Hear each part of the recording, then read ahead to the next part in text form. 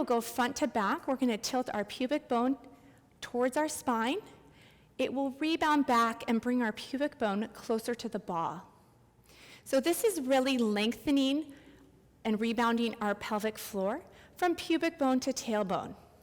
And as we do this, ensure that you lengthen your spine, keep your torso lifted, and your head just floating on top of your body.